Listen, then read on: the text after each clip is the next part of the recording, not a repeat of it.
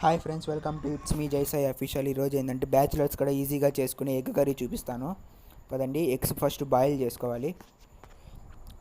ఆ తర్వాత పచ్చిమిర్చి, ఎర్రగడ్డ, టమాటో కట్ చేసుకోవాలి. తర్వాత స్టవ్ వెలిగించి దాని బాండలు పెట్టుకొని 2 స్పూన్స్ ఆయిల్ వేసుకొని మనము బాయిల్ చేసిన ఎగ్స్ని పసుపు వేసి రోస్ట్ చేసుకోవాలి. వీడియో చూస్తున్నారు కానీ సబ్స్క్రైబ్ చేసుకోవడం, ఫాలో చేసుకోవడం ప్లీజ్ ఎంకరేజ్ చేయండి. ఈ వీడియోలు ఇలాగే ఎంకరేజ్ చేస్తాను నేను. ఎగ్స్ రోస్ట్ చేసుకొని తీసి పక్కన పెట్టాలి. తర్వాత మనం ఇంతకుముందు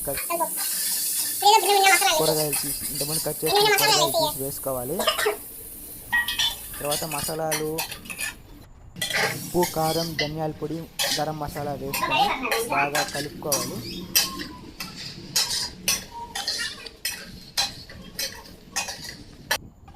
కలుపుకున్న తర్వాత కొన్ని వాటర్ వేసుకొని మూత పెట్టుకుంటే బాగా ఉడుకుతుంది. తీసేసి కొత్తిమీర చల్లుకుంటే సరిపోతుంది.